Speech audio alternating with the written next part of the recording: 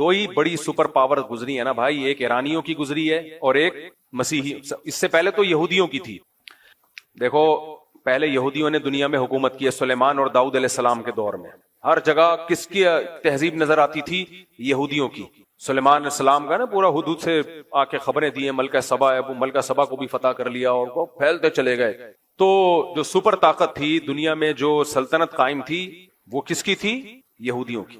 اس سے پہلے کی تاریخ میں نہیں جا رہا، اس سے پہلے بھی بہت لوگوں نے دنیا میں حکومتیں کی ہیں، تو ماضی قریب کی بات میں کر رہا ہوں. اس کے بعد اللہ نے کس کے ہاتھ میں روحانی خلافت دی ہے؟ مسیحیوں کے ہاتھ میں، حضرت عیسیٰ پر ایمان لانے والے. یہ پھیلتے چلے گئے جنگوں کے ذریعے بھی، دعوت اور تبلیغ کے ذریعے بھی. کچھ علاقوں کو تو عیسائیوں نے تلوار کے زور سے فتح کیا، کچھ ایسے تھے جو خود بخود پوری اسٹیٹس مسیحی مذہب میں داخل ہو گئی کیونکہ اس میں اٹریکشن تھی. لیکن یہ جو مجوسیوں کی حکومت تھی، آگ کی پوجا کرنے والے ایران کی طرف تھے، یہ ان کی اپنی ایک الگ ریاست تھی، بہت بڑی اسٹیٹ تھی ان لوگوں کی بھی. تو یہ دو سلطنتیں، ایک رومن امپائر اور ایک ایرانیوں کی جو مجوسیوں کی امپائر تھی، یہ دو بڑی طاقتیں تھیں جب اسلام دنیا میں بولو آیا. تو عیسائیوں کی لڑائی زیادہ تر انہی سے ہو رہی تھی، یا تو یہودیوں سے ہوتی تھی یا ان سے ہوتی تھی مجوسیوں سے. تو یہ جو استنبول ہے ترکی، یہ تھا پہلے مجوسیوں کے قبضے میں، آگ پرستش، آگ کی جو پوجا مشرک لوگوں کے. اب یا تو یہ دیوار انہوں نے بنائی تھی جس پر مسیحیوں نے اسی طرح سے حملہ کیا، بہت مشکل سے اس پہ قبضہ کیا، یا یہ کہ یہ بنائی کس نے تھی؟ مسیحیوں نے بنائی تھی. یہ دیکھنا پڑے گا کتابوں میں، اس وقت میرے ذہن میں نہیں ہے.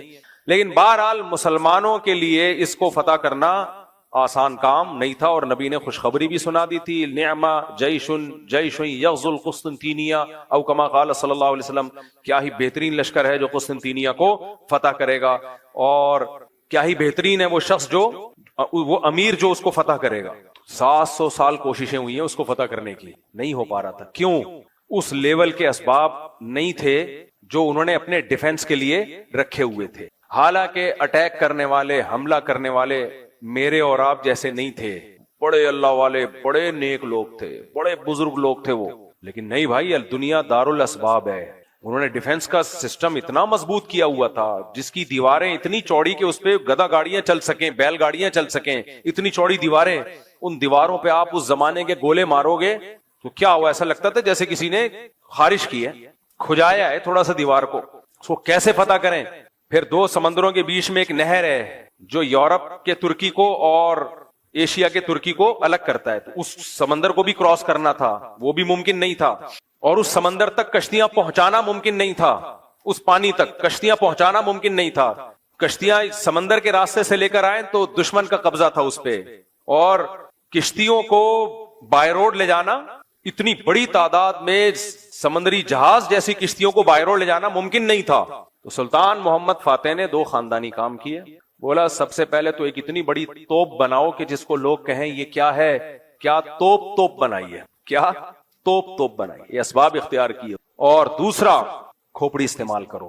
جب تک ہم وہ جو دو سمندروں کو ملانے والی پٹی ہے پانی کی، اس میں کشتیاں نہیں اتاریں گے، اور اتارے بھی چپکے سے، دشمن کو پتا نہ چلے، تو اس وقت تک ہمارے لیے اس کو فتح کرنا ممکن نہیں. مشورہ ہوا کہ ایک ہی آپشن ہے ہمارے پاس. توپیں تو بنانا کوئی مشکل نہیں ہے، انجینئرز نے بنا لی بڑی بڑی توپیں، آج بھی رکھی ہوئی ہیں ترکی کے میوزیم میں آپ جائیں. تو سب سے بڑا مسئلہ یہ ہے کہ خشکی کو پار کر کے پانی میں کشتیاں کیسے اتاری جائیں، جہاں مجاہدین کو بٹھا کے شہر کے اندر بھیجا جائے تاکہ وہ پیچھے سے بھی اٹیک کریں. دو بڑے چیلنج تھے، نمبر 1 کشتیاں وہاں تک پہنچانا، نمبر 2 چپکے سے پہنچانا، کیونکہ دشمن دیکھ لے گا، وہ مارے گا. میں اور آپ ہوتے ہم کہتے لا الہ الا انت سبحانک انی کنت من الظالمین، 10 لاکھ دفعہ اس کا ورد ہوگا. آؤ بیٹھو سارے، یا اللہ فتح کرا دے، یا اللہ ہم تیرے گناہگار بندے ہیں اور ابھی تک گناہگار ہی ہیں کیونکہ اسباب اختیار کر نہیں رہے. پھر ہم جاتے، شف سرکار بھی ہمارے پاس ہوتا، ہم کہتے ادھر منہ کر کے جتنی تیرے پاس پھونکے آج ساری نکال دے یار. گورنمنٹ سے کہتے پھونک کے اسپیشل سلنڈر لے کر آؤ اور شف سرکار کے لگا دو تاکہ ہوا اندر جائے اور سرکار کے زمانے مبارک سے باہر نکلتی رہے ہوا. وظیفے کا خدا نہ خواستہ میں مذاق نہیں اڑا رہا. لا الہ الا انت سبحانک انی کنت من الظالمین، یہ بہت کارآمد دعا ہے. اس دعا کی برکت سے یونس علیہ السلام مچھلی کے پیٹ سے نکلے ہیں. مصیبتوں میں یہ دعائیں مانگنی چاہیے، یہ وظیفہ پڑھ سکتے ہیں، پڑھنا چاہیے، لیکن پہلے کام تو پورا کرو بھائی. پیناڈول رکھی ہوئی ہے بخار میں یوں جھوم رہا ہے، अबे ये 2 गोली खाते हुए तुझे तकलीफ हो रही है, मौत आ रही है, खा ले, फिर फातिहा पढ़ के फूंक भी लगा देना। वो खा नहीं रही है और सारा जोर किस पे है? फूकों पे है।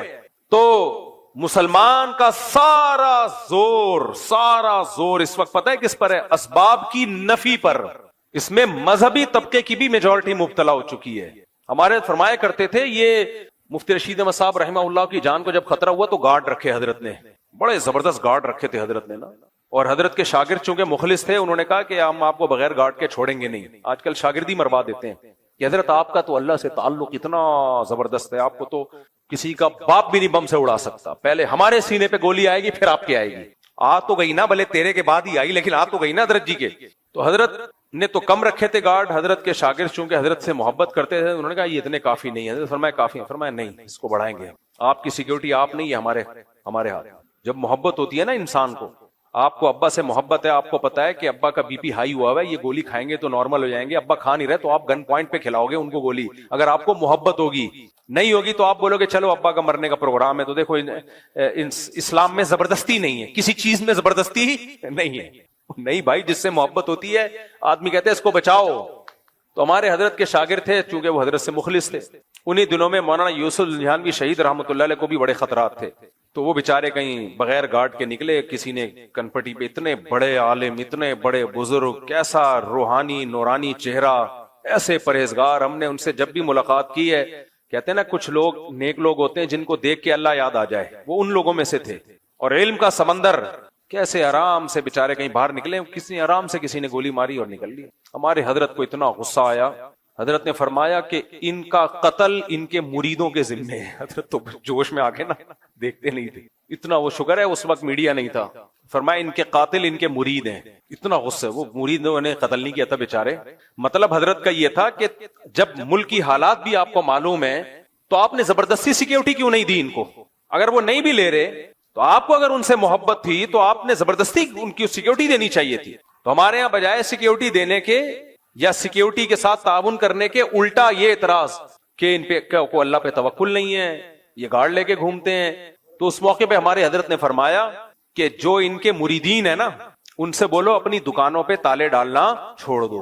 रात को दुकानें बगैर ताले के छोड़ के चले जाया करो, आयतल कुर्सी पढ़ा करो और फूक मार के जाया करो उसको, ठीक है ना, ताला वाला ना लगाओ। का अपनी दुकानों पे जिसमें इंसान नहीं है, पैसा पड़ा हुआ है, पैसा भी क्या होगा, कुछ बिस्कुट के डब्बे रखे हुए होंगे, कुछ शैम्पू की बोतलें रखी हुई होंगी, उस पर इतने मोटे मोटे ताले डालते हैं। और जो इंसान है, जो इनके पीरो मुर्शिद है, उनकी हिफाजत का कोई लोगों ने इंतजाम नहीं किया। मैं जानता हूं उनके मुरीद बेचारे मुखलिस थे, लेकिन ट्रेंड यही चल रहा है ना आजकल के दीनदारों में, ट्रेंड ये चल रहा है कि हिफाजत की बिल्कुल कोई फिक्र, कोई परवाह नहीं है। हमारी मस्जिद में जब सिक्योरिटी के मसाइल खड़े हुए ना, तो कुछ लोगों ने एतराज किया, ये क्या, उधर से भी तलाशी, उधर से भी तलाशी। मुझे बहुत ज्यादा तंग करना शुरू किया। मुर्गी पे मसाइल खड़े हुए ना, ये मुर्गियां मुफ्ती साहब ने, मैंने हटा दी। मैंने कहा ऐसी की तैसी छोड़ो यार, जो चीज लोगों में बदगुमानी का जरिया बनी हटाओ सारी मुर्गियां।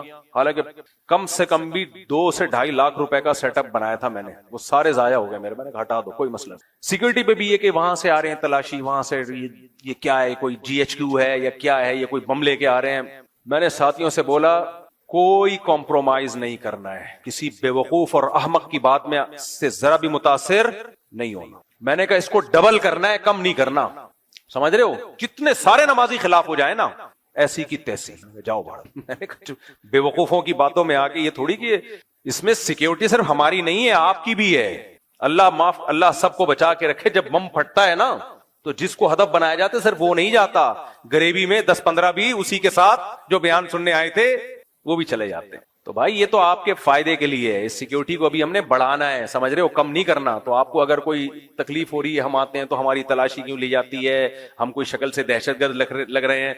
आप शक्ल से जितने भी शरीफ लगे हैं यार, फिर भी आपको पूरी तलाशी ली जाएगी यार, ठीक है ना। तो इसलिए बयान सुनने आना है तो तलाशी में कंप्रोमाइज, सिक्योरिटी में कोई कंप्रोमाइज बोलो नहीं होगा। एक दिन क्या हुआ, यहाँ पर एक बंदा बैठा हुआ था, शुरू की बात है, जब ज्यादा सिक्योरिटी का सख्त निजाम नहीं था, उसकी जेब में टीटी निकली, पिस्टल थी उसकी जेब में। हम बदगुमान नहीं हो रहे, अपने डिफेंस के लिए लाया होगा, लेकिन भाई किसी के चेहरे पे थोड़ी लिखा हुआ होता है। तो गार्ड ने यूं करके नजर डुलाते रहते हैं ना, तो उसने देख लिया, उसको बुलाया। खैर हमने पुलिस वालों को बुलाया, इंक्वायरी की, वो बंदा सही था, यानी कोई वो नहीं था। आप डरे नहीं, आपके अच्छा यहाँ तो टीटियां निकल रही है, घबराना नहीं है। شریعت کہتی ہے اسباب مکمل اختیار کرو، اس کے بعد توکل کس پہ رکھو؟ اللہ پہ۔ مرنا ہوگا جس دن، جو رات قبر میں گزرنی ہے، کسی کا باپ بھی وہ قبر سے باہر نہیں گزروا سکتا، اور جو قبر میں نہیں گزرنی وہ کسی کا باپ بھی قبر میں نہیں گزروا سکتا آپ سے۔ تو کام سارے کرنے ہیں لیکن اسباب بھرپور اختیار کرنے ہیں، اس کے بعد پھر اللہ پہ توکل بھی کرو۔ پھر تو جو مرنا ہے بھائی وہ تو مرنا ہے، ڈرو نہیں موت سے، موت کا ڈر الگ چیز ہے اور بے احتیاطی الگ چیز ہے۔ تو ہمارے حضرت نے فرمایا کہ یہ جتنے بھی لوگ ہیں نا، جو حضرت مولانا یوسف جہانوی شہید رحمۃ اللہ علیہ کو انہوں نے سیکیورٹی نہیں دی، فرمایا کہ یہ اپنی دکانوں پہ بڑے موٹے موٹے تالے ڈال کے جاتے ہیں، حالانکہ اندر کیا رکھا ہوتا ہے؟ شیمپو کی بوتلیں۔ ٹھیک ہے، آپ گولے گنڈے والے کو دیکھو، جب ریڑی بند کرے گا کیسے تالے لگے ہوئے ہو، اور نظر سے بچنے کے لیے بھی انتظامات کیے ہوئے ہوتے ہیں۔ حلیم کی دیگوں پہ لکھا ہوتا ہے، کالا جوتا لٹکا ہوا ہوتا ہے، اس بزنس کو نظر نہ لگے۔ بزنس کیا ہے؟ ٹوٹل 2 دیگیں، اللہ اور برکت دے بھائی، 2 دیگیں کو 4 کر دے اللہ، ہماری دعا ہے۔ لیکن ابے بھائی، یا تو بہت بڑا جاپان کی گاڑیوں کا تیرا شو روم ہوتا، اربوں خربوں روپے کی ٹرانزیکشن ہو رہی ہوتی، روزانہ 50 گاڑیاں نکل رہی ہوتی تیرے شو روم سے، تو نظر سے بچنے کے لیے کچھ اہتمام کرتا، وہ کر نہیں رہا، وہ بیٹھا ہوا ہے آرام سے۔ تیری حلیم کی دیگ ہے، اس پہ جوتے بھی لٹکے ہوئے ہیں اور کالے کپڑے بھی جھوم رہے ہیں، رکشے والے نے پیچھے جوتا لٹکایا ہوا ہوتا ہے، اب کم نظر آ رہا ہے، پہلے بہت ہوتا تھا۔ میں نے ایک دن پوچھا، یار یہ کسی کی چپل اٹک کے رہ گئی ہے، بعض دفعہ ہوتے ہیں لوگ، میرے تو یہ خیال تھا کوئی اترتے ہوئے چپل اٹک گئی تو اس نے باہر لٹکا دی کہ جن صاحب کی ہوا کے لے جائیں۔ اس نے کہا بھائی یہ نظر سے بچنے کے لیے۔ میں نے کہا بھائی ٹرک کو نظر لگی تھی تو رکشا بن گیا تھا وہ، اس کو کیا نظر لگے گی، یہ کیا بنے گا بیچارہ۔ یوسف علیہ السلام کے قریب کسی کا حسن ہو، ایسے اس بچے کی ماں حسن کو نظر سے بچانے کے لیے کچھ اہتمام کرے۔ جیسے کہتے ہیں حضرت عثمان نے ایک خوبصورت بچہ دیکھا تو اس کو ایک تل لگا دیا، تو تھوڑا عیب پیدا کرنے کے لیے۔ تو سمجھ میں آتا ہے بھائی، مائیں بچوں کو نظر سے بچا رہی ہیں، وہ بچے جو اندھیرے میں نظر نہیں آتے۔ وہ واقعہ پورا کون سا واقعہ تھا؟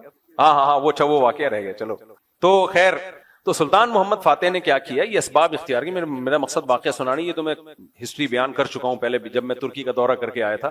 یہ صرف یہ بتانا تھا کہ ہمارے ماضی کیا تھا، اور آج ہم منہ کی فائرنگ کے علاوہ ہمارے پاس کچھ بھی نہیں۔ اور اوپر سے ہمارے جو دیسی لبرل ہیں، جن کی قیصر احمد راجہ نے طبیعت سے کلاس لی ہوئی ہے، قیصر احمد راجہ کو لازمی سنا کرو اور اس کے چینل کو آگے پھیلاؤ بھی، کیونکہ مجھے جو اب تک نظر آیا ہے پاکستان میں کم از کم واحد بندہ ہے جو ان دیسی لبرل کے خلاف کھڑا ہوا ہے۔ یہ دیسی لبرل جو ہے نا، جن کے پاس کچھ بھی نہیں ہے، نہ دین کا علم ہے نہ دنیا کا علم ہے، بیٹھ کے پھینکتے رہتے ہیں، انگلش ٹھش پھش مارتے رہیں گے، عوام سمجھتی ہے یار کیا نالج ہے یار۔ ابے بھائی وہ نالج آپ کو لگ رہی ہوتی ہے۔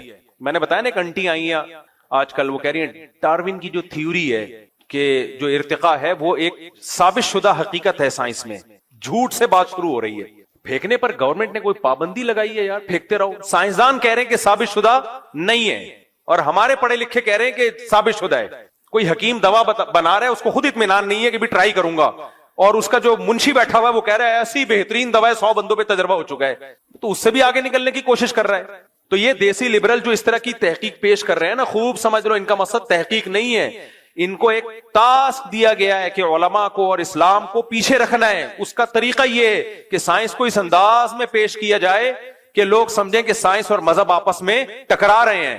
ابھی ایک دیسی لبرل انکل ہیں، ان کے اسپیچ سن رہا تھا، میں کہہ رہے تھے کہ مذہبی آدمی تو تہذیب یافتہ ہو ہی نہیں سکتا، مذہبی آدمی تہذیب یافتہ ہو ہی نہیں سکتا۔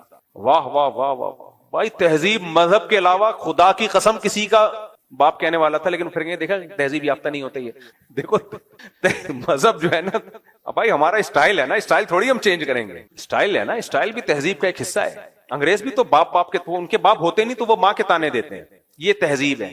جن کو یہ مہذب کہہ رہے ہیں نا، دیکھو میں اگر کہنے والا تھا کہ مذہب نہ ہو تو کسی کا باپ بھی تہذیب نہیں سکھا سکتا، یہ جملہ میں نے ادھورا چھوڑ دیا نا۔ اگر میں یہ جملہ بولتا کہتے دیکھو یہ مولویوں کی لینگویج، کسی کا باپ بھی نہیں سکھا سکتا، کسی کا چاچا بھی نہیں سکھا سکتا، تو یہ گورے بہت مہذب ہیں، حالانکہ گوروں میں باپ ہوتا ہی نہیں ہے۔ ابے مجھے ایک بات بتاؤ، جس کا باپ ہو، جن کے ہاں باپ ہوتے ہوں لیکن زبان صاف نہ ہو، وہ بھی غیر تہذیب یافتہ ہے، میرے جیسے مہذب نہیں ہے، میرے جیسے دیسی ہیں وہ، لیکن باپ ہے، اور ان لوگوں کے ہاں باپ ہوتے ہیں، اور ایک اخلاق بہت ٹائٹ زبردست، لیکن ان لوگ کے باپ ہی مارکیٹ سے کیا ہو گیا ہو، شارٹ، زنا سے بچے پیدا ہوتے ہوں، اس بچے کو کوئی مرد اون کرنے کے لیے تیار نہ ہو کہ میرا بیٹا ہے، ان کو کیا کہہ رہے ہیں، تہذیب یافتہ۔ آپ نے یہ سمجھ میں آ رہا ہے میں کیا کہنا چاہ رہا ہوں؟ او بھائی ایک تہذیب کی شکل ہوتی ہے, nice to meet you, thank you, 3 piece suit tie, بغلیں بھی کون جھانک رہا ہے جا کے, وہ بھی چھپی بھی ہیں, بس اوپر سے فٹ فاٹ. لیکن سوسائٹی میں زنا بھی ہے, بے انتہا نشہ ہے, نشے کے بغیر کوئی چل نہیں سکتا, اور نشہ نہ بھی ہو تو 15-20 کپ کافی پیے بغیر ان کا دماغ ہی کام نہیں کرتا. اتنے زیادہ ہائپر لوگ ہوں, ہر شخص نشہ کر رہا ہو. بہت سے ملکوں میں نشہ لیگل ہو, شراب تو لیگل ہے ہی ساری دنیا میں. اتنا زنا, اتنا زنا, اتنا زنا, پھر نسلیں روک لی ہو کہ ان کو کھلانا پڑے گا کم بختوں کو. اس کو کہہ دیا تہذیب. اور مذہبی آدمی جو بیچارہ 2-4 کبھی الٹی سیدھی باتیں ممبر پہ بیٹھ کے اسٹائل ٹھیک نہیں ہوتا, اس کا بات ٹھیک کر رہا ہوتا ہے, اس کو کہہ دیا یہ ہے ہمیں تہذیب سکھائیں گے. تکلف اور تہذیب میں زمین اور آسمان کا فرق ہے. کبھی چھپڑ میں خوشبو لگا کے اکیلے میں ملو, خدا کی قسم انسانیت کی خدمت میں نے جتنی علماء میں, صلحاء میں, تبلیغ والوں میں دیکھی ہے, کسی میں نہیں دیکھی ہے. گورا اس کی خاک تک نہیں پہنچا ہے جو انسانیت کی خدمت. میں ہر مولوی کی بات نہیں کر رہا, ہر ممبر پہ بیٹھا ہوا عالم نہیں ہوتا, ہر وہ شخص جو اللہ رسول کی نام لے رہا ہے وہ عالم نہیں ہوتا, وہ دیندار بھی ہونا ضروری نہیں ہے. بہت سے لوگ مذہب کا منجن بیچتے ہیں. میں تو خود بتاتا رہتا ہوں کتنے مدارس ہیں جن میں بھرپور کرپشن ہے, اور اس مدرسے کے محتمم نے 4 دیواری کھڑی کر کے یتیم بچوں کو لا کے رکھا اس لیے تاکہ نوٹ چھاپ سکے. گیٹ اپ اس کا مذہبی ہے, تو گیٹ اپ کی بات میں کر نہیں رہا ہوں. صحیح معنوں میں جو علماء ہیں, آپ کبھی ان کے پاس بیٹھو, ان کے حوال پڑھو, سنو, آپ کی 14 طبق روشن ہو جائیں گے آپ کے. میں ایک مثال دیتا ہوں, جو اپنی اولاد پیدا کرنے کے لیے تیار نہ ہونا کہ اس پہ خرچہ کرنا پڑے گا, تو اس کا مطلب وہ تو انسانیت کے لیے خیر خواہی کا جذبہ ہو ہی نہیں سکتا. سب سے زیادہ تو انسان اپنی اولاد کا ہوتا ہے. ان کمبختوں کو بچے پیدا کرتے ہوئے موت آ رہی ہوتی ہے کہ اس کو پالنا پڑے گا, تو یہ انسانیت کو کیسے پالیں گے؟ یہ مذہب سکھاتا ہے اپنے بچے بھی پالو, دوسروں کے لے کے بچے بھی پالو, یتیموں کے بچے. یہ ظرف مذہبی لوگوں میں میرے بھائی, یہ ہمارے نبی میں ظرف ہے کہ آپ کی اپنی اولاد بھی اور ام سلمہ سے نکاح کر کے ان کے بچے بھی آپ نے پالے ہیں, اور اس کنڈیشن میں پالے جب گھر میں 40 دن چولہا نہیں جلتا تھا. یہ ہے تہذیب. کوئی ایک گورا ایسا لا کے دکھاؤ مارکیٹ میں جن کے تم صبح شام تہذیب کی باتیں کرتے ہو, ایک لا کے دکھاؤ تم. وہ بیوی سے وفا نہیں کرتا, وہ آگے نسل کیا بڑھائے گا بھائی؟ اور ان کی عورتیں مردوں سے وفا نہیں کرتی ہیں, ان کی عورتیں اپنی اولاد پیدا کرنے کے لیے تیار نہیں کہ ٹینشن ہوگی. کیا ہوگی؟ ٹینشن. ابے بھائی جو اتنی ٹینشن اٹھانے کے لیے تیار نہ ہو, ان کے ملک کہہ رہے ہیں, ان کی اسٹیٹ کہہ رہی ہے کہ نسل بڑھاؤ تاکہ ملک کو فائدہ ہو. کہ ملک کا فائدے کی ایسی کی تیسی, ہم ٹینشن نہیں لینی. وہ بھائی عیش پرست لوگ ہیں, خواہش پرست لوگ ہیں, نفس پرست لوگ ہیں. اس عیاشی اور نفس پرستی کو تہذیب کا نام دے دیا, کیونکہ سوٹ اور ٹائی اچھے ہوتے ہیں, گٹر لائنیں صاف ہوتی ہیں, روڈ اچھے ہوتے ہیں, سگنل ٹائم پہ چلتے ہیں, پولیس والے بڑے ہینڈسم اسمارٹ سے اچھے اخلاق سے بات کرتے, تو وہ ساری بد تہذیبی پہ ایک چمک پٹی لگا دی ہے خوبصورت سی, ٹھیک ہے نا. اس کو نام کیا رکھ دیا دیسی لبرل نے؟ تہذیب. خدا کی قسم ہمارے گاؤں میں چلے جاؤ نا, گاؤں دیہاتوں میں, KPK میں چلے جاؤ, پنجاب, مجھے بہت افسوس ہوتا ہے, گاؤں سے ایک بندہ جاتا ہے باہر امریکہ کینیڈا, چکر لگا کے آتا ہے, اپنے گاؤں کے لوگوں کو برا بلا کے, اب ان میں پینڈو لوگ ہیں, تہذیب نہیں ہے. میں کہتا ہوں بھائی تو وہاں سے پیسہ کما کے 10 بندوں کو کھلا رہا ہے, تو پینڈو ہے, تو جاہل ہے, تجھ میں تہذیب نہیں ہے. گورا بیوی کو ایک چائے کی پیالی پلانے کے لیے تیار نہیں ہے, اور وہ کیا ہے مہذب. میں نے کہا تمہارا دماغ خراب ہو گیا ہے, ایک چکر باہر سے لگا کے آتے ہو, تھوڑا روڈ موڈ صاف دیکھ لیتے ہو نا, سڑکیں وڑکیں, بڑے متاثر ہو جاتے ہو. یہ تو ہماری گورنمنٹ اگر انسان کے بچہ بن جائے تو ہمارا ملک بھی صاف ہو سکتا ہے. ہمیں کوئی شوق تھوڑی ہے گندا میلا رہنے کا, تو حکومت نے باقاعدہ میلا بنانے کا پروگرام بنایا ہوا ہے. تو اس لیے یہ دیسی لوگوں سے بہت ہوشیار رہو. انگریز آئے گا نا یہاں, جب گاؤں دیہاتوں میں جاتا ہے, یہاں محبتیں دیکھتا ہے, وہ بڑا متاثر ہوتا ہے, یار انسانیت تو تم میں ہے, ہم تو سب تنہا ہیں, ہمارا تو کوئی خاندان نہیں ہے, کوئی پریوار نہیں ہے. ایک ایک بھائی 10 بھائیوں کو بھی, چھوٹے بھائیوں کو بھی کھلا رہا ہے, بہنوں کو بھی کھلا رہا ہے, باپ رکشا چلا رہا ہے, بہت کم آمدن ہے, لیکن اپنے بیٹے کی شادی اپنے خرچے پہ کر رہا ہے کہ برائی میں نہ پڑ جائے. یہ رسپانسبلٹی وہ اٹھا رہا ہے. گورے میں یہ دم بولو نہیں ہے. ہاں ہر چیز ایک مینجمنٹ کے تحت ہے, تو مینجمنٹ جہاں بھی ہوگی تو وہ دیکھنے میں خوبصورت لگے گی. مثال کے طور پر ہمارے یہاں مینجمنٹ نہیں ہے کیونکہ قانون نہیں ہے, اور یہ ہمارا قصور تھوڑی ہے, تو ہماری حکومتوں کا قصور ہے. اس کی میں ایک مثال دیتا ہوں. بد تہذیبی کے ساتھ کتنا ہی اچھا کام ہو برا لگتا ہے, تہذیب کے ساتھ کتنا ہی برا کام ہو اچھا لگتا ہے. تو وہاں بہت سارے برے کام ہو رہے ہیں ایک تہذیب کے ساتھ, کام برے ہو رہے ہیں. وہ ہمارے یہاں بہت سے اچھے کام ہو رہے ہیں بد تہذیبی کے ساتھ. تو کام اچھا ہے، لگ کیا رہا ہے؟ بولو نا برا لگ۔ مثال کے طور پر آپ جمعہ پڑھنے آؤ اور لائن لگائے بغیر گھستے چلے جاؤ، کوئی ادھر گر رہا ہے کوئی ادھر گر رہا ہے، کوئی دو بندے بیٹھے ہوئے چپک کے بیچ میں گھسنے کا شوق ہے اس کو، کندھے پھلانگ پھلانگ کے جا رہا ہے، پڑھ کیا رہا ہے؟ نماز، جس میں اس کو 1 روپیہ نہیں مل رہا، باوضو ہو کے آ رہا ہے، اپنا ٹائم اللہ کے لیے قربان کر رہا ہے، سجدہ کر رہا ہے، سبحان ربی الاعلی سبحان ربی العظیم ایاک نعبد و ایاک نستعین، اور پھر ٹھیک ٹھاک پیسہ بھی نکال کے دیتا ہے چندے کے لیے، یہ اس لیے کہہ رہا ہوں کہ تاکہ دیا کرو، چندے کے لیے پیسہ بھی دیتا ہے، اپنی جان اپنا مال خرچ کر رہا ہے، اور پھر جناب بڑے تحمل کے ساتھ بیٹھ کے دعا بھی مانگ رہا ہے اپنے مرحوم والدین کے لیے یا ماں کے لیے یا باپ کے لیے، کتنا اچھا کام کیا نا، لیکن چونکہ بد تہذیبی کے ساتھ ہو رہا ہے، کوئی دیکھے گا بولے کیسے بد تہذیب لوگ ہیں، چپلیں آڑی ترشی رکھی ہوئی ہیں، مسجد کا خادم اس دن چھٹی پر تھا، اس نے جھاڑو لگائی نہیں ہے، یہی ہوتا ہے ہمارے یہاں، جھاڑو لگائی تھی تو کیچڑ والے پاؤں لے کے لوگ اندر آ گئے، اور پنکھا کام نہیں کر رہا، اسپیکر شور کر رہا ہے، صحیح ہے نا، یہ سارے مسائل نظر آئیں گے تو بندہ کیا کہ کیسے بد تہذیبی لوگ، تہذیب تو وہاں ہے یار، وہاں گئے چرس خانہ، نماز کی کوئی جگہ نہیں، جو ان کے چرچ نہیں، چرچ تو ختم، چرچ میں کوئی پادری کے علاوہ کوئی بیٹھا ہی نہیں ہوتا، ایک تھوڑا سا کم از کم اللہ کی عبادت تو ہوتی تھی نا، کچھ نہ کچھ اللہ کا نام لے لیتے تھے، وہ شرک کے ساتھ، شرک اللہ کو قبول نہیں ہے، میں شرک کو پروموٹ نہیں کر رہا، لیکن پھر بھی ہر مذہب میں کچھ خیر کی تعلیمات تو ہوتی ہے نا، مذہبی مرکزوں سے ان کو ملتی ہیں، وہ چرچ تو ہو گئے خالی، جو ان کا اپنا مذہب تھا اس کو بھی ختم، چرچ میں کم از کم ماں باپ کی خدمت کی تعلیم تو دی جاتی ہے نا، ہومو سیکسولیٹی کے خلاف بات کی جاتی ہے، زنا کو برا کہا جاتا ہے، شراب کو برا کہا جاتا ہے، جو خیر کی جگہ تھی وہ کیا ہو گئی؟ ختم، شراب خانوں میں جاؤ، نائٹ کلب میں جاؤ، کام سارے 2 نمبر، پی کے کوئی ادھر کو گر رہا ہے کوئی ادھر کو گر رہا ہے، لڑکیوں سے زنا کاری ریپ بھی ہو رہے ہیں، لیکن ہو بڑے تمیز سے رہے، جتنے پیسے دیے ہیں جس کوالٹی کی شراب کے دیے ہیں اسی کوالٹی کی شراب آپ کو ملے گی، شراب میں 2 نمبری نہیں ہے، ہمارے ہاں تو زمزم میں بھی 2 نمبری ہو رہی ہے، ایک ڈھکن زمزم کا لا کے گھر کی ٹینکی میں ملا دیتے ہیں، بوتلیں بھر بھر کے بانٹتے رہتے ہیں، پلا تو زمزم رہا ہے نا یار، بھلے ایک قطرہ پلا رہا ہو، غلط کر رہا ہے، یہ طریقہ غلط ہے۔ اب آپ نے کیا کیا جی، وہ اتنا خوب وہاں پر نائٹ کلب ہے، اور لیکن تمیز سے 3 پیس سوٹ ٹائی میں آپ جائیں گے، nice to meet you, how you fine, thank you, English ٹھیش پھیش، کوئی کسی کو دھکے نہیں دے رہا، ہر آدمی، اب میں گیا نہیں ہوں کبھی نائٹ کلب میں اس لیے مجھے زیادہ ڈیٹیل معلوم، میں نے ایک نائٹ کلب دیکھا ہے افریقہ کا، ایک غریب ملک کا، وہ کیونکہ باہر ہی بنا ہوا تھا نائٹ کلب، اتنا غریب تھا کہ ان کے پاس دیواروں کے پیسے نہیں تھے، کیونکہ وہ غیر مسلم تھے، وہ تو نائٹ کلب، اور تھے بھی سارے سیاہ فام لوگ، بلیک کلر کے لوگ، نائٹ بھی ہو، لوگوں کا کلر بھی سیاہ ہو، اور غریبوں کا کلب ہو، تو ہم روڈ سے گزر رہے تھے، وہ کچھ چل رہی تھی نا وہاں شراب کباب، میں نے کہا اس سے تو اچھا ہمارا انڈا موڑ کا چائے کا ہوٹل ہے میرے بھائی، اب پیسے نہیں ہے بیچاروں کے پاس تو ہیں وہ غیر مسلم، عیاشی کرنی ہے، تو میں نے کہا یار غریبوں کی عیاشی دیکھ لو، اس سے تو اچھا ہمارا انڈا موڑ کا چائے کا ہوٹل ہے، تو ان کو کوئی تہذیب یافتہ نہیں کہے گا تمہیں پیسہ نہیں ہے، اب وہی اگر پیسہ آ جائے تو بڑا اچھا سا نائٹ کلب بنے گا اور بڑا خوبصورت سا، تو وہاں تمیز سے لائن لگا کے لوگ کھڑے ہوں گے اور وغیرہ وغیرہ، تو ان کو جب کوئی دیکھے گا بولے گا یار کتنے مہذب لوگ ہیں، تو یہ مہذب کیوں، آپ کام بالکل بد تہذیبی والا ہو رہا ہے لیکن ڈسپلن کے ساتھ ہو رہا ہے، تو اس کو تہذیب یافتہ کہہ دیا۔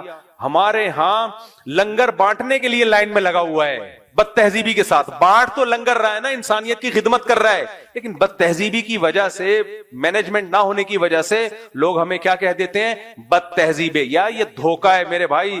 میں نئی جنریشن کو، ینگ جنریشن کو یہ سمجھانا چاہ رہا ہوں، اس دھوکے میں مت آؤ، تہذیب اسلام کے سوا کسی کے پاس نہیں ہے، اور مینجمنٹ والی تہذیب بھی اسلام 1400 سال پہلے سکھا چکا ہے۔ یہ جو ہمارے مسجد میں بیچوں میں گھس رہے ہیں تو نبی اس سے پہلے منع کر چکے ہیں۔ نبی نے فرمایا کہ جو بھی جمعے کی نماز پڑھنے آئے، لم یتخطى رقاب الناس، اسے کسی کا کندھا پھلانگنے کی اجازت نہیں ہے، کیونکہ یہ اس سے اس کو تکلیف ہوتی ہے جس کا کندھا آپ پھلانگ رہے ہو۔ اور ہمارے دیسی لبرل نے کیا کہنا شروع کر دیا، مذہبی آدمی کبھی مہذب ہو نہیں سکتا۔ بھائی مہذب مذہبی ہی ہو سکتا ہے، مذہبی کے علاوہ کوئی مہذب نہیں ہو سکتا۔ آپ نے مذہب کو چھوڑ دیا تو یورپ کے کئی ممالک میں سٹا کیا ہے، لیگل۔ شراب تو سب نے لیگل کر دی، اتنی گندی غلیظ، شرابی کے پاس کبھی بیٹھو بدبو کیسی آ رہی ہوتی ہے، آنکھیں بھی کیسی غلیظ ہوتی ہیں، آنکھوں سے بھی گند، منہ سے بھی گند، ناک سے بھی گند، اسمیل، بدبو، لیکن ہوگا بڑا وہ تمیز کا، پی کے بڑی زبردست کانفرنس کر رہا ہوگا، اس کو مہذب کہہ دیا۔ تو میرے بھائی تہذیب صرف کون سکھاتا ہے؟ اسلام سکھاتا ہے. تبھی دین کا علم سپیریئر ہے. جو میں ٹاپک لے کے چلا تھا وہ اسی لیے سپیریئر ہے کہ وہ آپ کو تہذیب سکھاتا ہے. باقی تہذیب کے باتیں ہیں, منہ کے فائر ہیں, جب اس کی ڈیپ میں جاؤ گے تہذیب نہیں ملے گی آپ. اور میں تو جاتا ہوں کے پی کے اور پنجاب کے گاؤں دیہاتوں میں, ان سے کہتا ہوں بھائی تم لوگ, کچھ خامیاں ہیں گاؤں دیہاتوں میں, کچھ خامیاں ہیں, ان خامیوں کو ٹھیک کرنے کی ضرورت ہے. یورپ کے کلچر کو فالو مت کرو, اس کو فالو کیا تو بدتر سے بدتر حالات ہو جائیں گے. 2-3 خامیاں ہیں گاؤں دیہاتوں کے لوگوں میں ہوتی ہیں ان پڑھ ہونے کی وجہ سے, ان 2-3 خامیوں کو ٹھیک کرو. لیکن باہر سے کمپیئر کر کے اپنے آپ کو کمتر مت سمجھو, تم ان سے اچھے نہیں بلکہ 1000 گنا زیادہ اچھے ہو تم ان سے. 2-3 خامیاں گاؤں دیہاتوں میں ہوتی ہیں. بہت دفعہ بہنوں کو وراثت میں حق نہیں دیا جاتا, تشدد کیا جاتا ہے. ہر جگہ یہ بھی نہیں ہوتا, یہ بھی غلط مشہور ہے کہ گاؤں دیہاتوں میں عورتوں پہ تشدد ہوتا ہے. نا, ایسا نہیں ہے کہ ہر جگہ تشدد ہو, لیکن کچھ جگہ ہوتی ہیں جہاں تشدد ہوتا ہے تو ان کو سمجھانے کی ضرورت ہے. بعض جگہ عورتوں سے کام لیے جاتے ہیں, مرد گھر میں اپاہج بن کے بیٹھے ہوئے ہوتے ہیں. پنجاب کے بعض گاؤں ہیں, سب نہیں, بعض گاؤں ایسے ہیں مرد اپاہج بن کے بیٹھے ہوئے ہیں, عورتیں کام کر رہی ہیں, بچے بھی پیدا بھی کر رہی ہیں, سنبھال بھی رہی ہیں, اور مرد اپاہج بن کے بیٹھے ہوئے ہیں. یہ جہالت ہے, اس کی اصلاح ہونی چاہیے. لیکن ہمارے ہاں جو اصلاح کا طریقہ کیا اختیار کیا, ان کو ماڈرن بنا دو. ان کو کیا بنا دو؟ ماڈرن. ماڈرن کا مطلب اچھے کپڑے نہیں ہے, ماڈرن کا مطلب وہ ننگا پن ان میں لے آؤ جو وہاں ہے. اور یہ کام تعلیمی اداروں کے ذریعے ہو رہا ہے. کس کے ذریعے ہو رہا ہے؟ یہ جو جب این جی اوز بات کرتی ہیں خواتین کے لیے ایجوکیشن بہت ضروری ہے, میں قسم اٹھا کے کہہ سکتا ہوں یہ نہیں چاہتی کہ خواتین پڑھیں, یہ نہیں چاہتی. ان کا مقصد یہ ہوتا ہے کہ ایجوکیشن بہت ضروری ہے, کا مطلب یہ کہ یونیورسٹیاں اور کالج کھولو اور کو ایجوکیشن سسٹم ہو اس میں, اور اس میں خواتین کو پروفیسر پڑھانے کے دوران یہ سمجھانا شروع کر دے کہ تم باپ سے بھی آزاد ہو, شوہر سے بھی آزاد ہو, بھائی سے بھی آزاد ہو, بوائے فرینڈ رکھو اپنی مرضی کا. لیبل کیا لگایا جا رہا ہے؟ ایجوکیشن. سمجھ رہے ہو؟ جیسے میں نے اپنی بچی کو 6ٹھی کلاس کے بعد نکال لیا, 6 کلاس کے بعد اسکول تھا, لیکن اچھا اسکول تھا, پڑھاتا بھی رہتا تو کوئی حرج نہیں تھا. اچھے اسکولوں میں پڑھانے میں کوئی حرج نہیں ہے جہاں دینی ماحول ہو. لیکن مجھے لگ رہا تھا کہ اسکول میں ٹائم ویسٹ ہو رہا ہے, ہوم اسکولنگ پہ لے آیا میں. صحیح ہے نا. ایک فیمیل ٹیوٹر میں نے پکڑی جو اچھی دیندار تھی اور ماہر بھی تھی. اس نے 2 سال میں 4 سال کا کورس کمپلیٹ کرا دیا, اور اس دوران ہماری باہر ٹریولنگ بھی ہوتی رہی ہے فیملی کے ساتھ. ورنہ اسکول میں جب بچے پڑھ رہے ہوتے ہیں تو آپ بچے کو باہر بھی نہیں لے جا سکتے. سفر میں بھی چھٹیوں میں جائیں گے تو چھٹیوں میں ہو سکتا ہے ہمارے پاس ٹائم نہ ہو, بلکہ نہیں, جو 3-4 سال کی تعلیم تھی نا وہ 1 سال میں کرائیے. 1 سال بھی پورا نہیں, 1 سال میں. آپ یہ جو تحریکیں چل رہی ہیں نا بچیوں کو گھروں سے نکالنے کی, این جی اوز جو کام کر رہی ہیں, آپ ان سے بولو ہم اس طرح سے اپنی بچیوں کو پڑھائیں گے, آپ دیکھو ان کے پیٹ میں اتنا مروڑ ہوگا نا, اتنا مروڑ ہوگا. اس کی ایک مثال دیتا ہوں.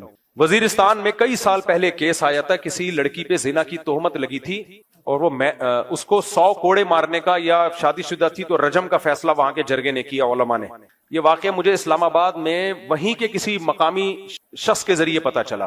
تو وہاں جرگہ بیٹھا تو ایک ہائپ کریٹ کی گئی, دیکھو بچیوں پہ ظلم کر رہے ہیں, کوڑے مار رہے ہیں. بہت لوگوں نے, ہاں کوڑے مارنے کا تھا وہ, سوری دوبارہ میں بات, کوڑے نہیں, کسی شادی شدہ نے زنا کیا تھا, الزام لگا تھا, زنا کیا نہیں تھا, الزام لگا تھا, تو اس کو رجم کی سزا سنائی وہاں جرگے نے, وہاں علماء نے کہ رجم کیا جائے گا پتھروں سے. تو وہاں کے لوگوں نے بتایا کہ این جی اوز بڑی حرکت میں آ گئی, ایک عورت کو مارا جا رہا ہے, بہت ہائپ کریٹ کی گئی, بہت شور مچایا گیا, بہت باہر سے انہوں نے پیسہ ویسا بھی لیا کہ ہم عورت پہ ظلم ہی ہونے دیں گے. کہہ رہے وہاں کے علماء نے جب گواہ مانگے, ثبوت مانگے, تو پتا چلا کہ یہ شواہد نہیں ہے, یعنی اس پہ جھوٹا الزام لگا ہے. کہہ رہے تو ہمارا خیال یہ تھا کہ جب اس کو چھوڑ دیا جائے گا کہ بھائی یہ جھوٹا الزام ہے تو این جی اوز خوش ہوں گی, دیکھو ماشاءاللہ ایک لڑکی کو ہم نے بچا لیا. حالانکہ انہوں نے نہیں بچایا تھا, وہیں کے علماء نے فیصلہ کیا تھا, لیکن پھر بھی ان کے فیور میں تو جا رہے ہیں نا. ان کا دعویٰ یہ تھا کہ ہم نہیں سزا جاری ہونے دیں گے, تو خوش ہوں گے. کہہ رہے حیرت اس پہ ہوئی کہ ان سب کے منہ لٹک گئے کہ یہ ہوا کیا ہے, اس کو چھوڑ کیوں دی. کیونکہ ان کی خواہش یہ تھی کہ ان کو مارا جائے اور پھر ہم مظلومیت کی داستانیں سنا کے منجن بیچیں کہ ہم عورت کے خیر خواہ ہیں, اور اس منجن کے ہمیں باہر سے پیسے ملیں. سمجھ میں آ رہی ہے بات کہ نہیں آ رہی ہے؟ جیسے بعض ڈاکٹر چاہتے ہیں کہ لوگوں کا علاج ہو, ٹھیک ہو جائیں, جتنا پیسہ مقدر ہے مل جائے گا. بعض چاہتے ہیں کہ ٹھیک نہ ہو کیونکہ بیمار رہیں گے تو دکانیں چلتی رہیں گی ہماری. تو ایسے ہی میرے بھائی بہت سی این جی اوز جو کام کر رہی ہیں, یہ میرے اور آپ کی خیر خواہ نہیں ہے, یہ عورت کی بھی خیر خواہ نہیں ہے. ان کا مقصد خواتین کو ایجوکیٹڈ کرنا نہیں ہے. جب آپ جہاد کرتے ہو تو شریعت نے حکم دیا ہے کہ عورتوں بچوں کو قتل نہ کیا جائے، لیکن جب بھی بم گرے گا آپ نے نشانہ تو دشمن کے فوجیوں کو بنایا، لیکن بم کے دھوئیں اور چھرے کہیں نہ کہیں تو پہنچیں گے. بم تو یہ تھوڑی دیکھتا ہے کہ بھئی ادھر پھٹنا ہے، یہ ادھر ادھر دائیں بائیں اگر کوئی بے گناہ لوگ گزر رہے ہیں تو ان کی قریب سے گزر جانا ہے. غریبی میں 2-4 معصوم لوگ بھی مر جاتے ہیں اس سے. تو انسانیت قتل ہوتی ہے، اس میں لوگ معذور ہو جاتے ہیں، گھر اجڑ جاتے ہیں. تو اس لیے علماء جو اصول فقہ کی کتابیں جنہوں نے صدیوں پہلے لکھی ہیں وہ کہتے ہیں جہاد میں تو خون خرابہ ہے اور اللہ کو زمین میں فساد پسند نہیں ہے، کسی بھی درجے میں پسند نہیں ہے. لیکن یہی جہاد بہت بڑی عبادت ہے جب فساد ختم کرنے کے لیے ہو، جب فساد ختم کرنے کے لیے. کیوں؟ وجہ اس کی یہ کہ اگر یہ جہاد نہیں ہوگا تو خون خرابہ رکے گا تھوڑی، اس سے بڑا خون خرابہ ہوگا. ابھی قریب میں اس کی مثال ہے، انہوں نے فائرنگ شروع کر دی، میزائل داغنا شروع کر دیے. ہم اگر کہتے بھائی جہاد تو فساد ہے، ہم اگر بم برسائیں گے ماریں گے تو یہ نہ ہو جائے وہ نہ ہو جائے، تو بہتر یہی ہے کہ کچھ نہ کیا جائے. تو ادھر کچھ ہو نہ ہو، ہم اب تک اس دنیا کی مارکیٹ سے شارٹ ہو چکے ہو. تو اگر دشمن کا شر ویسے ہی ٹوٹ گیا، سلو ہو گئی اور دشمن نے ہتھیار ڈال دیے، تو شریعت بلا وجہ لڑائی کا حکم نہیں دیتی. بلکہ جہاد کے بارے میں جب ہم اصول فقہ کی کتابیں پڑھتے ہیں تو اس میں لکھا ہوا ہے کہ جہاد بذات خود، یعنی اول نظر میں دیکھا جائے، اول نظر میں، میرے اتنے سے بیان کو کلپ کاٹ کے نہ کوئی بنا دے، اتنی سی بات کو نہ چلا دیتے ہیں لوگ، پوری بات نہیں کر رہے ہوتے. پہلی نظر میں اگر دیکھا جائے تو فساد ہے، اس میں کوئی ایسا کام نہیں ہو رہا جو اللہ جس کو پسند کرتا ہو. مار کٹائی، قتل و غارت، معصوم لوگوں کی جانیں بھی جاتی ہیں. جہاں جہاد کا فائدہ ہوگا جہاد کیا جائے گا، جہاں فائدے کے بجائے نقصان ہو نہیں کیا جائے گا. ہمیں نبی سے جہاد کرنا بھی ملتا ہے اور جہاد کو ڈیلے کرنا بھی ملتا ہے. صلح حدیبیہ بھی ملتی ہے جس میں آپ نے لڑائی کو ٹالا ہے، اور فتح مکہ بھی ملتا ہے جس میں خود آپ نے حملہ کیا، اور غزوہ احد بھی ملتی ہے جس میں صرف ڈیفنس پہ اکتفا کیا ہے غزوہ احزاب میں. تو جہاں صرف ڈیفنس کرنا ہے، آپ سمجھتے ہو صرف ڈیفنس سے کام چلے گا، وہاں ڈیفنس کیا جائے گا. جہاں بڑھ کے حملہ کرنا ہے وہاں بڑھ کے حملہ کیا جائے گا. جہاں دونوں سے نقصان ہو وہاں دونوں ہی نہیں کرنے، کیونکہ مقصد نہیں ہے جہاد. مقصد کیا ہے؟ دین کا غلبہ. تو وہ جو سوٹیبل طریقہ، جہاد کا انکار نہیں کرنا ہے. کہیں بعض فلاسفر ایسے ہیں جو ایکچولی کر کے جہادی کا انہوں نے بیڑا غرق کر دیا. تو جہاد کا انکار تو کفر ہے. یہ کہ سوٹیبل جگہ، سوٹیبل ٹائم، یہ ساری چیزوں پہ غور کر کے. یہ کچھ لوگ جہاد کے بالکل ہی منکر ہیں اور کچھ ایسے ہیں کہ ہر جگہ بم پھاڑنے میں لگے ہوئے ہیں. وہ یہ دونوں غلط ہیں. وہ دیکھتے ہی نہیں کہ اس کا نتیجہ کیا نکلے گا. وہ کہہ رہے ہیں نتائج کے ہم مکلف نہیں ہیں. جب ان کو کہا جاتا ہے بھائی یہ کون سا طریقہ ہے جہاد کا، ہر جگہ ہی بم پھاڑ رہے ہو، کہہ رہے ہیں بھائی نتیجہ کیا یہ اللہ نکالے گا، ہم اعمال کے مکلف ہیں. نا نا نا نا نا نا، کچھ اعمال ایسے ہیں اس میں ہم نتیجے کے بھی مکلف ہیں. دیکھو ایک آدمی سردیوں میں برف کی دکان کھول کے بیٹھا ہوا ہے. سردیوں میں کیا کر رہا ہے؟ برف کی دکان. بے روزگار آدمی، کوئی جاب نہیں مل رہی تھی، برف کی دکان کھول کے بیٹھ گیا. اس سے کوئی کہہ رہا ہے بے کم بخت، تو کوئلے کی دکان کھول کے بیٹھتا نا، انگاروں کی تو چل جاتی سردیوں میں، برف کی دکان کھول کے بیٹھا ہوا ہے.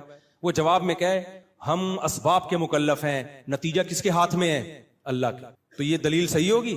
اس کو بولا جائے گا بھائی کاروبار خود مقصد نہیں ہوتا، کاروبار سے مقصد پیسہ ہوتا ہے. تو وہ کام کرو جس میں پیسے کی امید تو ہو. گولا گنڈا بیچ لیتا شاید چل جاتا، ٹھیک ہے، تھوڑا بہت. کچھ بیوقوف ایسے ہوتے ہیں جو سخت سردی میں بھی گولے گنڈے کھا رہے ہوتے ہیں. آئس کریم چل جاتی، برف کون خریدتا ہے یار؟ یا خریدیں گے بہت تھوڑے لوگ، تیرا خرچہ زیادہ ہوگا اور انکم کم ہوگی. تو ایسے ہی جہاد ہے، ایسے ہی تبلیغ ہے، اس میں مقصد کہ کوئی اس کا پازیٹیو ریزلٹ نکلے.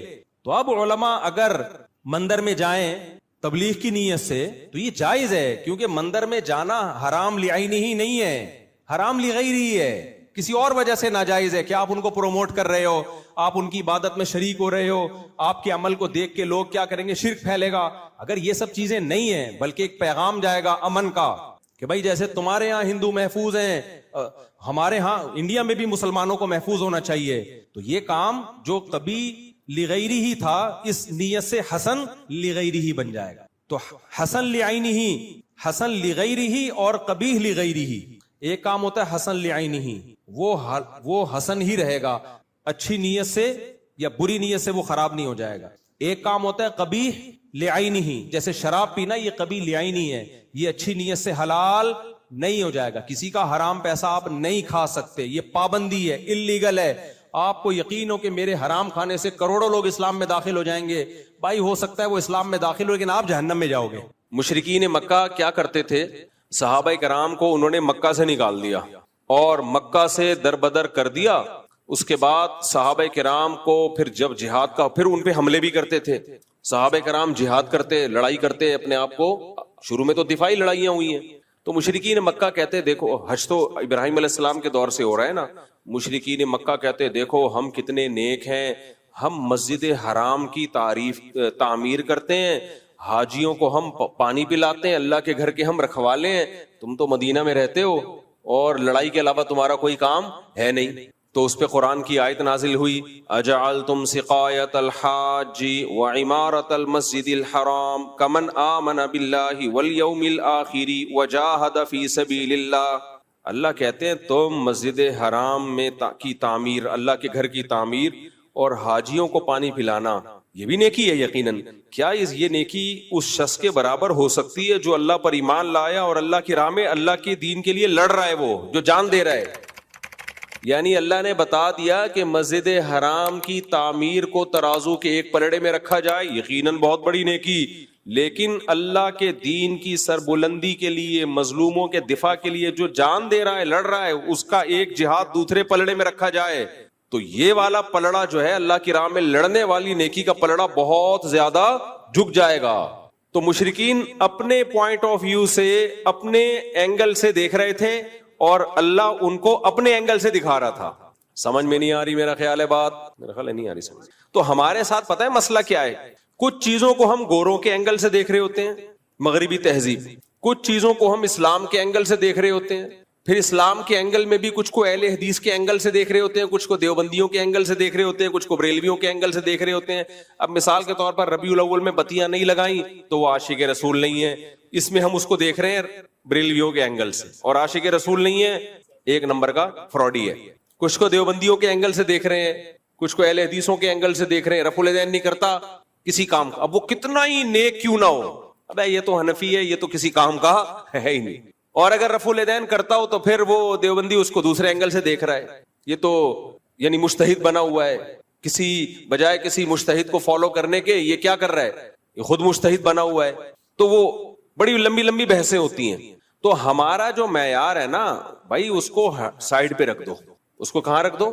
مجھے یاد ہے ایک دفعہ کسی نے کوئی فتویٰ دے دیا اہل حدیث کے بارے میں ہمارے مدرسے میں کہ وہ اہل سنت والجماعت سے خارج جماعت ہے, ان سے شادی بیاہ جائز نہیں, کہ پیچھے نماز پڑھنا چاہیے. ہمارے استاذ نے ایسے کراس لگا دیا اس کے اوپر, ٹھیک ہے, کاٹ دیا اس کو, اور فتویٰ لکھ دیا کہ بھائی اگر کوئی اہل حدیث متشدد نہیں ہے, اسلاف کو برا بلا نہیں کہتا, تو اس سے ہمارا اختلاف ہے ان سے چند چیزوں میں, لیکن وہ اہل سنت سے خارج نہیں ہے. یہ وہی اختلاف ہے جو اسلاف میں بھی تھے, صحابہ میں بھی تھے. بڑا نرم کر کے جواب لکھ دیا.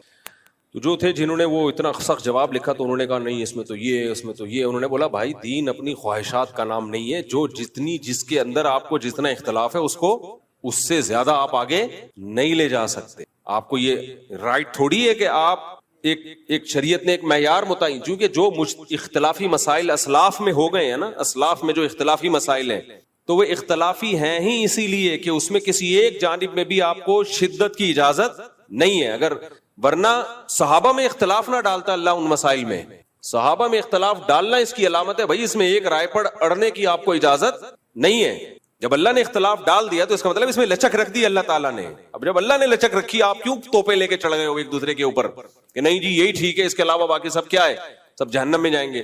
تو ہم نے معیار متعین کرنا ہے بھائی قرآن و سنت سے, اللہ سے. اللہ تو قرآن و سنت ہی کے ذریعے بتائے گا نا, تو اس میں سب سے پہلا معیار اللہ کا کیا ہے؟ اللہ کہتا ہے جو مشرک ہے, جو اللہ کو نہیں مانتے یا اللہ کے ساتھ شرک کرتے ہیں, ان کی جتنی نیکیاں ہیں, ہر وقت لوگوں کو کھانا کھلاتے رہیں, لوگوں سے اچھے اخلاق سے بات کرتے رہیں. تو اللہ نے قرآن میں فرمایا کراماد اشتدت به الریح فی یوم عاصف. ایک راکھ کا پہاڑ ہوتا ہے نا, پہاڑ راکھ ہوتی ہے نا جو جل کے راکھ حاصل ہوتی ہے, کتنی لائٹ کتنی ہلکی ہوتی ہے وہ, اس کا پہاڑ ہو تو دیکھنے میں تو لگے گا بڑا وزنی, لیکن آپ پھونک ماریں گے وہ پہاڑ اڑ جائے گا. تو اللہ نے کہا کہ تم چونکہ اپنے اینگل سے دیکھ رہے ہو چیزوں کو, اس لیے تمہیں جو مشرک اور کافر لوگ ہیں ان کے عمل دیکھنے میں بہت اچھے لگیں گے. انہوں نے اسپتال بنا دیے, انہوں نے انسانیت کی ایسی خدمت کی, لیکن وہ وزن میں میرے نزدیک بہت ہلکے ہیں. قیامت کے دن جب ان کو ترازو میں رکھا جائے گا, ان کا ایک پھونک ماریں گے اور وہ اڑ جائیں گے. اللہ نے یہ نہیں کہا کہ ان کا وزن ہے ہی نہیں, بلکہ اللہ نے کہا ان کا وزن بہت ہلکا ہے, وہ اس قابل نہیں ہے کہ ان کو بخشوا دے. ہاں اس قابل ضرور ہے کہ عذاب میں کمی کا ذریعہ بن جائے, اس قابل ضرور ہے کہ عذاب میں کمی کا ذریعہ, بخشوا نہیں سکتا ان کو. اور اللہ کی نظر میں جو سب سے بڑی نیکی ہے وہ کیا ہے؟ توحید, اللہ کے وجود کو ماننا اور اللہ کو ایک سمجھنا.